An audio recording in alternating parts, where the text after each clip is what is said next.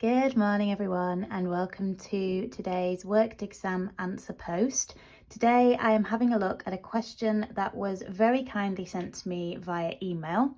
Thank you so much for sending this through to me. I'm going to be working through this question which covers esters, biodiesel, a little bit of stereochemistry as well, some combustion, and then to finish some stuff on global warming. So a lot going on in this question. I can totally see why this is a question that said person has asked me to run through. Hopefully it will be beneficial to lots of you.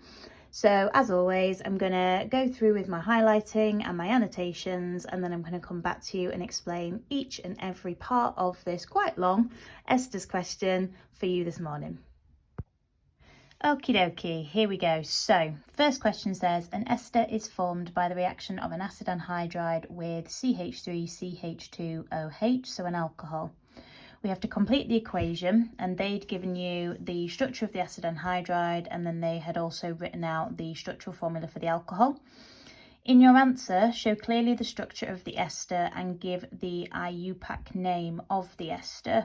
So I finished the equation like this, with structural formulae, but I also then drew out the structure of the ester so that I was showing clearly the structure of the ester. I think some sort of middle ground, kind of in the way that they did the acid anhydride, would have also been fine. I think they were really looking for the ester linkage to be shown, but I thought I'd cover that. But also because we have to name the ester, I thought it would be good to draw it this way so that I could remind how we go about naming esters. So the colour coordinating on here is designed to show how the acid anhydride breaks. So it needs to be one of the C to the single bond O's, doesn't matter which one, I just went for the top arbitrarily, that needs to break. And then the top strand, gone round in the pink, is then the part that reacts with the alcohol, the main part of the alcohol, to give us our ester. So we've got CH3, CH2, C double bond O that comes from the acid anhydride. Then we've got the O, CH2, CH3 that comes from the alcohol. The other strand of the acid anhydride, which also takes with it the additional oxygen, then takes the hydrogen from the alcohol to give us our second product, which is always a carboxylic acid when we are making an ester via an acid anhydride. Drawing out the ester, as I have done here in displayed formula, we can now see that we name this as ethyl propanoate. So ethyl because you've got 2 carbons after the single bond O, propan because you've got 3 carbons here at the start of the ester structure, and then the OA is the bit that tells us it's got the ester linkage there, which is the COO in the middle of our chain. So ester propanoate or ester propanoate, however you want to say it, doesn't matter. Okay, this for me is quite a hard question, particularly for 2 marks. It's asking a lot and it's expecting you to know quite a lot as well. So in a reaction to form biodiesel, which is a mix of methyl esters, which is really important, 1 mole of a vegetable oil, which is either a triester or triglyceride, depending on how you want to name it. I like to call it a triester as a chemist because I know that means it's got 3 ester linkages, but if you were to call it a triglyceride, then that is a bit of a hint that a triglyceride or a triester is made from the alcohol glycerol, which is also going to be important. So I've annotated those there. In a reaction to form biodiesel, 1 mole of a vegetable oil reacts with an excess of methanol, which is where the methyl part of the methyl esters come from, to form 2 moles of an ester with molecular formula C19H34O2, 1 mole of an ester with molecular formula C19H36O2. Draw the structure of the vegetable oil, showing clearly the ester links, and then it gives us some information about using CXHY for our long chain bits here. So the reason why I think this is hard is because we've got to understand what is meant by biodiesel, and I've started by having a think about the methyl esters to then work backwards and think how those methyl esters would be made from our vegetable oil and our excess of methanol. So first thing I did was wrote out, if it's a methyl ester, that it would need to have the ester linkage, the C double bond O, C single bond O, and then methyl esters have the methyl group after the single bond O, just like in the ester from the previous question. The ethyl part on the right is what made it be ethyl. The methyl part here on the right is what makes it be a methyl ester. So once I'd written out in the black pen the COOCH3, I then wrote, well, for 2 of those strands, that ester would need to have a total molecular formula of C19H34O2, and then for 1 of the strands, it would need to be C19H36O2. Then I thought, okay, I know in that ester linkage and the methyl group I've used up 2 carbons. So if I've got 19 in total and I've used 2 of them already, I've got 17 left.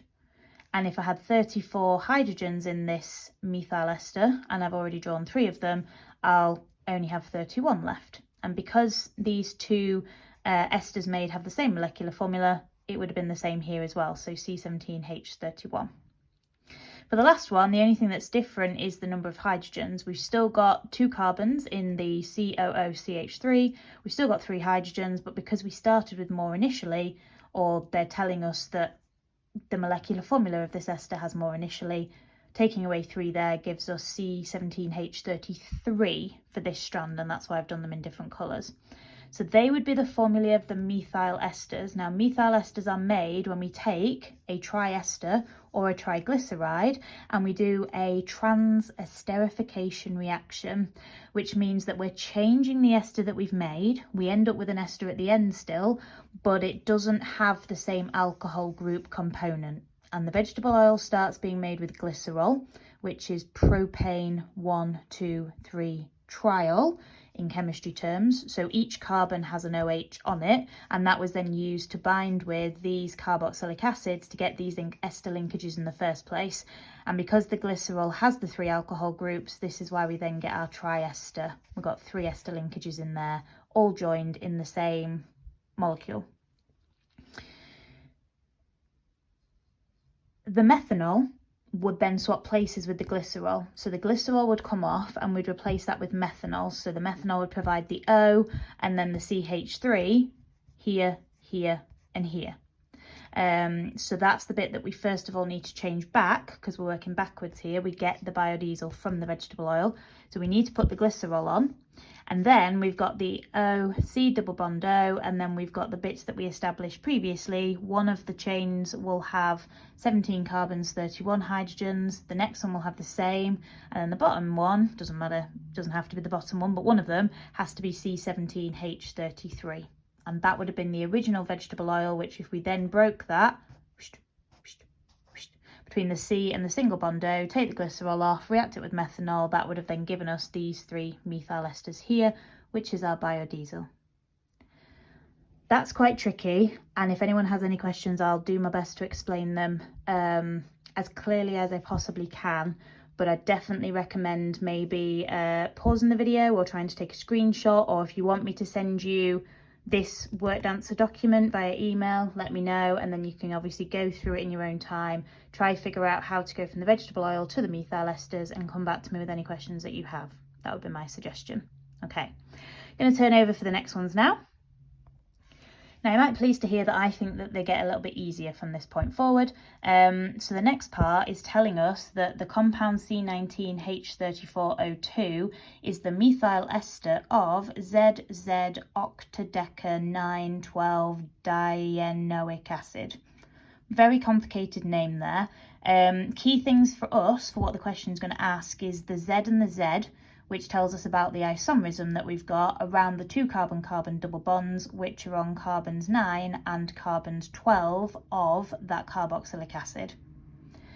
We had been given part of the structure of the carboxylic acid up to carbon 7 and 8, and we have to complete the skeletal formula to show the next part of the hydrocarbon chain up to carbon atom number 14. In your answer, show the Z stereochemistry around both carbon-carbon double bonds. So when we have carbon-carbon double bonds, there is restricted rotation around that carbon-carbon double bond because we have p orbitals which overlap sideways to create a pi bond. At AQA level, that's a little bit beyond what you need, but that is why we cannot rotate around a carbon-carbon double bond, and thus when we draw them in 3D space, or rather we draw the structures in 3D and we think about the atoms in 3D space, having the highest priority atoms or groups of atoms on the same side of the double bond is different from having them on the opposite side of the double bond. And when I'm talking about the side of the double bond, I'm thinking, if that's my double bond there, are they both coming down? Are they both going up? That would be the same side. Or is one of them going down and the other side going up? That would then be the E stereochemistry. Now with our long chain, on those carbon atoms, we're going to have the longest chain and then a hydrogen. We're going to have the rest of the chain and a hydrogen, and that's the same for the other double bond as well. So we want the chain to be the part as the higher priority group of atoms that is on the same side. So drawing the double bond horizontally like that, we can then have the longest chain coming down both times. If we carried on with the zigzag arrangement and put the double bonds in, that would give us E stereochemistry. And if you're not sure about that, I'd recommend you try and draw it out and try and, you know, work out what I'm saying there. I then numbered the carbons just to make sure I only went to carbon number 14. I did the same thing with both of the double bonds like that. There are different ways you can do it where it ends up getting a bit bent round and all funny. I would just get that double bond in the right orientation, carry on the zigzag, get that double bond in the right orientation, and then obviously carry on the zigzag from there. Part D is then asking us to give an equation for the complete combustion of the ester. This should be fairly straightforward. The thing that might catch some people out is the fact that the ester has oxygens in it. So once we've balanced the number of carbon dioxide molecules made from the number of carbons, and once we've balanced the number of water molecules made from the number of hydrogens, I then counted up the oxygens on the right hand side and got to 55. Then needed to remember to take away these two oxygens here, leaving us with 53 oxygen atoms that need to come from the O2. So 26.5 moles of O2 were needed there. Okay, on to the final stretch now. So you've probably noticed that there's quite a lot of stuff going on in here. We've had an acylation reaction between an acyl chloride and an alcohol to make an ester. We've then gone on to biodiesel. We've then gone on to thinking about stereochemistry, stereoisomerism, the EZ, structures. We've then gone on to combustion, and now because we've had that link with combustion, we're thinking about how carbon dioxide, which is a greenhouse gas, causes global warming. So the first thing they've done is given us the infrared spectrum of carbon dioxide for us to have a look at. Now carbon dioxide is made of two C double bond O bonds, and here on this infrared spectrum we have a peak between 2000, I've completely labelled that wrong, 2,200 and 2,400 centimetres to the -1. I will amend that and come back to you. Definitely a classic case there of first time I did this question and I wrote out all my answers, I wrote it as 2,200 to 2,400, and then when I've come to copy it down on here, I've copied it down wrong. That's why it's so important that we have time to check our answers so that we don't do really silly things like I did there. Anyways, as I was saying, we have a peak at 2,200 to 2,400 centimetres to the -1, and the first part of this question is saying to state how the infrared spectrum of carbon dioxide in the diagram above is not what you might predict from the data provided in Table A in the data booklet. Now, Table A has all of the different bonds and the wave numbers of the infrared radiation that they would absorb.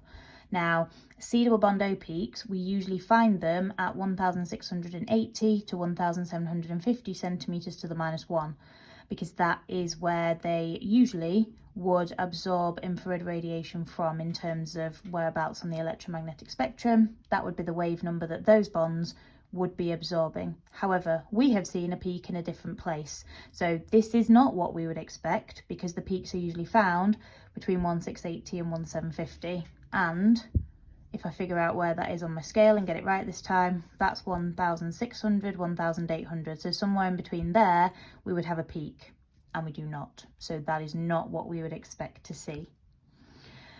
Finally, we're asked to explain how the carbon dioxide actually causes global warming, and part of it's what I've already explained in terms of the C double bond O. That bond absorbs the infrared radiation at that particular wave number, and the key thing is that we talk about there being the bonds that are absorbing. Now, you used to have to know a bit more information about what the bonds would do when they were absorbing that particular wave number of infrared radiation. That's not on the spec anymore. Just wanted to give you a heads up in case you see things like symmetrical stretching or asymmetrical stretching. Don't need to be worried about that. Key thing is, if the bonds are absorbing the infrared radiation, none of that radiation can then escape the atmosphere. All of that energy is then passed on to other molecules in the atmosphere through collisions, and it all gets trapped inside our atmosphere and doesn't escape. And that's why, you know, all parts of our atmosphere are sadly warming up. So that was an interesting question, I think. Good to have seen this particular answer and to have a bit of an idea as to how infrared spectroscopy works. It is the bonds that absorb the infrared radiation at that specific wave number, and different bonds will absorb infrared radiation of different wave numbers, and that's how we can then use those wave numbers and the peaks on the spectrum to identify, from an organic point of view, what functional groups we might have present in our compound. As I said a little bit earlier, any questions at all, please do get in touch, leave a comment, send me an email. And once again, thank you so much for sending through this question for me to work through. If anybody else would like to send me a question, please do not hesitate to do so. I'm always really happy to be able to help. Thanks, guys.